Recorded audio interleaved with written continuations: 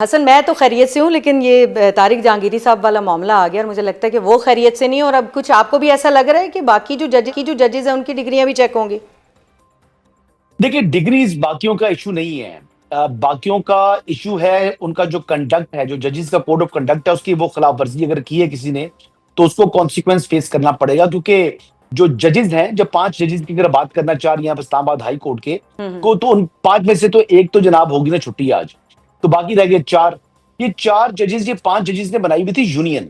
ये ठीक है। जजेस जो है वो यूनियन उनकी नहीं होती। दुनिया में किसी मुल्क में भी जजेस जो है वो यूनियन में इकट्ठे जो है वो काम नहीं कर रहे होते। वो इनफरादी तौर पर आइन और कानून के मुताबिक फैसले करते हैं। ठीक है। जो तारिक महमूद जहांगीरी साहब का केस था, ये बड़ा इनफरादी तौर पर मुख्तलिफ था उन बाकी जजेस के मुकाबले में। ठीक है। वजह यह है कि उनकी जो बेसिकली LLB पार्ट 1 का जब वो एग्जाम दे रहे थे, तो उसमें उन्होंने यानी वो चीटिंग कर रहे थे। जब चीटिंग की तो उसके ऊपर उनको जो है वो रोका गया और फिर उन्होंने बदतमीजी की अपने एग्जामिनर के साथ। ठीक है। फिर उनका जो है वो अनफेयर मींस कमेटी में जब गए और वहां पर जनाब उनकी मिसबिहेवियर जो था उसके ऊपर जनाब उनको 3 साल के लिए बैन कर दिया गया। ठीक है। जब 3 साल के लिए बैन किया गया तो फिर वो यानी एक फेक जो उनके सिग्नेचर के साथ एक प्रिंसिपल के, जो कि सामिया कॉलेज जिसका नाम बताया जाता है, उस कॉलेज के प्रिंसिपल के फेक सिग्नेचर्स के साथ फॉर्म उन्होंने फिल करके जामिया कराची में भिजवाया, पार्ट 2 का भी और पार्ट 3 का भी। तो ठीक हो बात गया। यह है हसन कि हसन मुझे ये डिग्री इनकी बताइएगा जाली कि थी। जो एक सवाल जी उठ रहा है बहुत ज़्यादा और जिसका जवाब मैं आपसे भी लेना चाहूँगी, हम इकट्ठे सुप्रीम कोर्ट भी कवर करते रहे हैं, कि अब जी। फैसलों का क्या होगा। ये तो बहुत सारे फैसले जो हैं वो एक ऐसा जज जिसकी डिग्री जाली है उसने किए हुए हैं, तो उन फैसलों की सेहत का क्या होगा?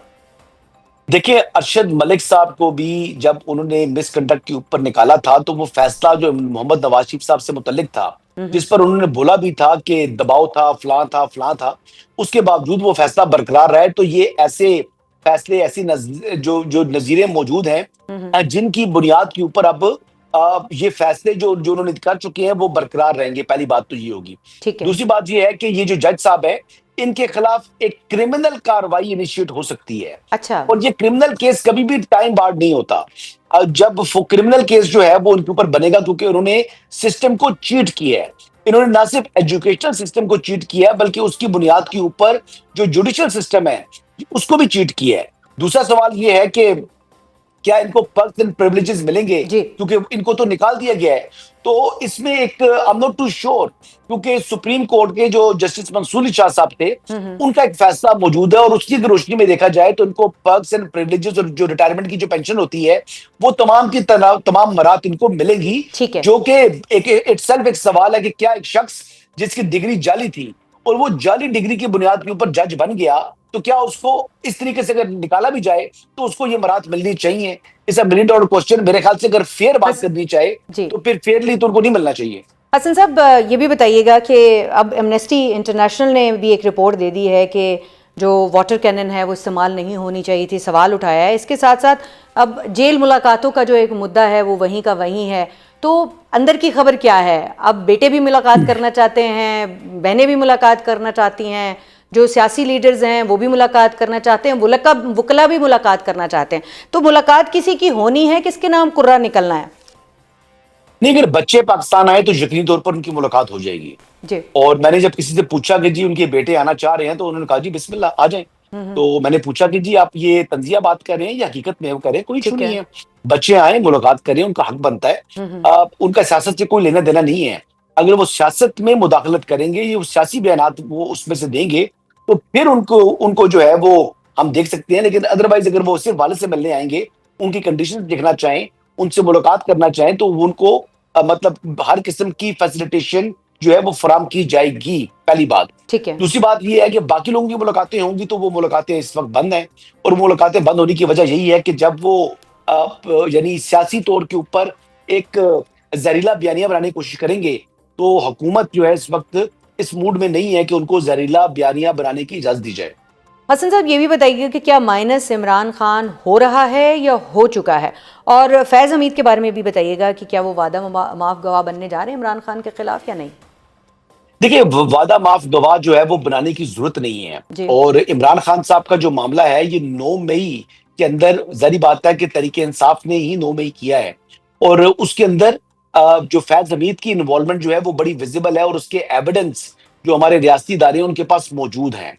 वो एविडेंस की मौजूदगी के अंदर वो ऐसा एविडेंस है जिसको जो नाकाबिले तरदीद है, ठीक है। और उसको यानी इररिफ्यूटेबल एविडेंस की मौजूदगी के अंदर ना इमरान अहमद न्याजी साहब जो है उसको डिनाई कर सकते हैं, ना फैज हमीद साहब।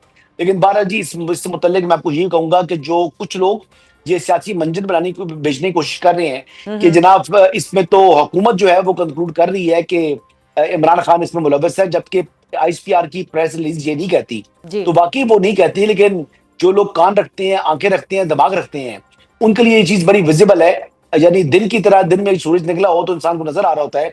इसी तरीके से ये चीज भी नजर आ रही है कि फैज हमीद के साथ इमरान खान साहब जो है वो 9 मई के अंदर हैं और इनको कॉन्सिक्वेंस फेस करना पड़ेगा। ये म्यूटनी है, ये बड़ा संगीन किस्म का ठीक है। मामला है, और आपको बताऊं कि इसमें मैक्सिमम पेनल्टी जो होती है वो डेथ पेनल्टी है, और ये तारीख में है। ये खाली पाकिस्तान की का कानून की बात नहीं कर रहा। अगर आप हिस्ट्री उठा के देख लें, जहां जहां म्यूटनी हुई है और जो लोग नाकाम हुए हैं तो उनका क्या अंजाम हुआ है, उनके सर कलम कर दिए गए हैं। ठीक है। तो यही जो है इस मामले के अंदर भी जो है ना संगीन पेनल्टी है, लेकिन क्योंकि हमारे यहाँ इस किस्म की जो एक लीनियंट व्यू रखा हुआ होता है, तो इसमें यकीनी तौर के ऊपर इनको भी कॉन्सिक्वेंस, सीरियस कॉन्सिक्वेंस फेस करना पड़ेगा। तार साहब, अभी आपने 9 मई का जिक्र किया है, तो जो 9 मई के केसेस अभी पेंडिंग हैं उनके फैसले कब तक आएंगे? क्या उनमें क्यों डिले इतना ज़्यादा है? क्योंकि जो फैसले बाकी हैं वो तो जल्दी जल्दी आ रहे हैं, लेकिन 9 मई वाली अभी जो सज़ाएं हैं वो होने में ताख़ीर है। इस पर हर तरफ से सवालात उठ रहे हैं। और क्या ये जो फैज़ हमीद के साथ जो बाकी सहूलत कारी करने वाले थे, चाहे वो सियासतदान हो चाहे कोई भी हो, तो उन सब के ऊपर भी कार्रवाई होगी अभी आने वाले दिनों में, हम देखेंगे? देखिए, बहुत सारे लोगों को सजाएं हो चुकी हैं, जी। असेंबली से भी नाअहल हो चुके हैं, इंक्लूडिंग उमर अयूब। तो 9 मई के तो फैसले मेरिट के मुताबिक due process, prosecution, trial, cross examination उसके बाद आते जा रहे हैं। हर केस की अपनी नौयत है, हर केस का अपना प्रोसेस है, तो वो तो फैसले आ रहे हैं। और देखिए, जो आईएसपीआर की प्रेस रिलीज है जनरल फैज हमीद के बारे में, जिसके एंड पे ये दर्ज है कि पॉलिटिकल एजिटेशन, पॉलिटिकल एक्टिविटी के हवाले से मजीद तहकीकात हो रही हैं, तो इससे लगता ये है कि कुछ मामला आगे आएगा।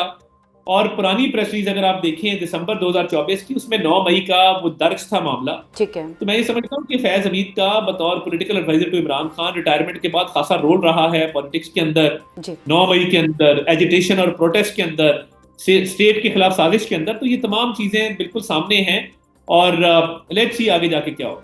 जो जनरल फैज़ हमीद की हम बात कर रहे हैं, तो उनके हवाले से क्या अब ये बात भी सामने आ रही है कि उनके खिलाफ जो है वो इमरान खान के खिलाफ के वादा माफ गवाह बनने के लिए तैयार हो रहे हैं? तो ये बात भी सामने आ रही है। देखिए, ये मेरे नोटिस में तो नहीं है, कोई ऐसी बात खबरें तो होगी बहुत दिनों से चल रही हैं। वो अगर ऑफिशियली होगी तो सामने आ जाएगी।